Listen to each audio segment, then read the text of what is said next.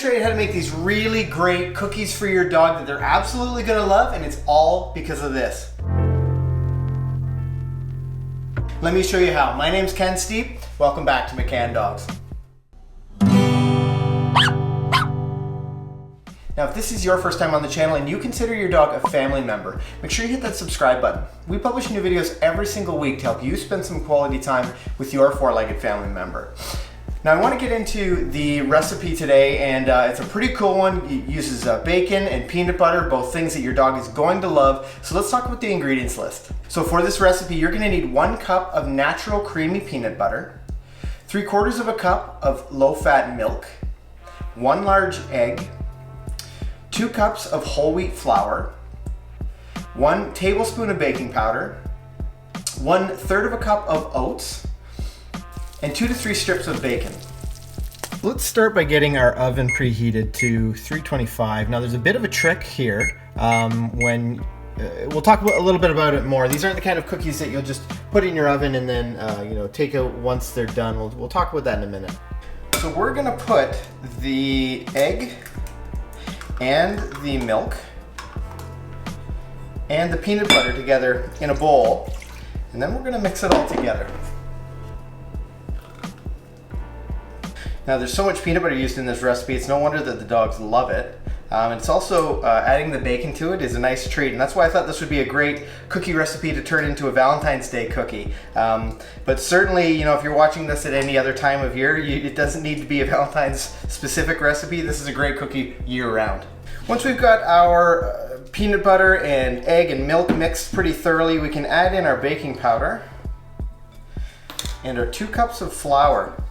Now this is going to be a pretty heavy dough. So once you have mixed it in a little bit, you might need to take it out of the bowl and start working it on a floured surface on maybe your countertop or whatever. But it does get pretty thick, and we still need to add a couple of ingredients. So once you get to that point, to make sure that you've mixed it adequately, make sure that you have an opportunity to work it on a flat surface. I think we've reached that point. I think we've reached the point where I can roll it out here and just work it on the countertop. I think it'll just make life a little bit easier, and it'll certainly make me more likely to get a better mix with the bacon and the oats. Now, Kale and I had bacon for breakfast this morning, and I was able to shoot some B-roll. So I've got some pre-cooked bacon that's ready to go in once we have our dough ready. And I'll actually roll that B-roll right now, because seeing bacon prepared is pretty cool in slow motion. I feel pretty good about this dough. I think it's ready to have the bacon and the oats added. Now we're just gonna, I've got 3 strips of bacon here. That's really, you don't need much more than that. And I've got the oats prepared. It's gonna be 1/3 of a cup. But we'll just chop up this bacon, and then we'll add it to our dough.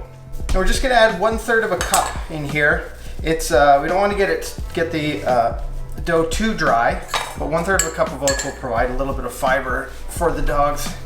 And you can use whole rolled oats or even quick oats. Either are fine for this recipe.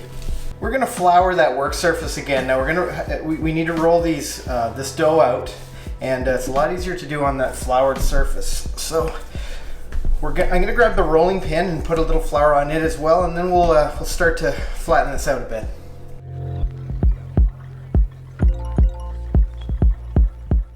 That looks good. Now, I'm normally aiming for a little bit thicker than 1/4 of an inch. This recipe, these cookies can get a little crumbly, and if I make it just a little bit thicker than a 1/4 inch, I'm more likely to have the cookies stay in whatever shape that I've created them in. So I would aim for that, just a little thicker than 1/4 of an inch.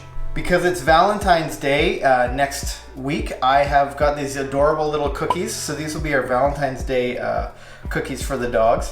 And we're just going to cut some of the heart shapes out, and then we're going to put them on the baking tray. We have all of our cookies cut out. I've got a piece of parchment paper here that I'm going to use to keep the cookies from sticking. So we're just going to spread them out evenly across our baking sheet, and then they're going to go into the oven for 18 to 20 minutes.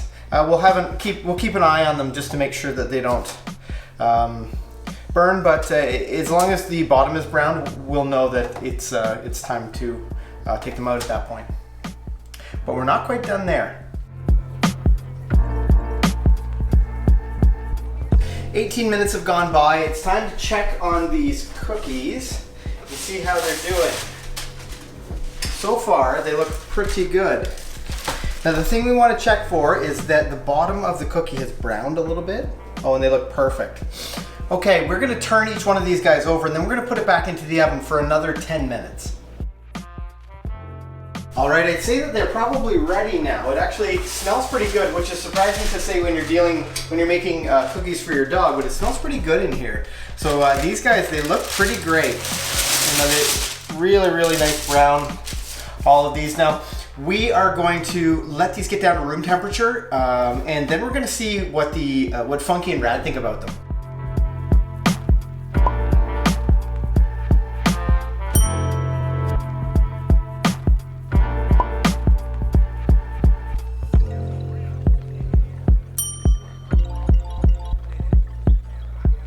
If you're going to keep these at room temperature in your house, they'll last about a week. Same thing in the fridge, they'll last about a week, but if you put them in the freezer, you'll get a lot more life out of these guys, and they'll last much longer than that. But if this is your first time on the channel, make sure you hit that subscribe button. We publish new videos every single week to help you spend some quality time with your four-legged family member. That playlist beside me is actually a playlist full of DIY dog stuff that you might enjoy watching, so go ahead and check it out. On that note, I'm Ken. Happy training.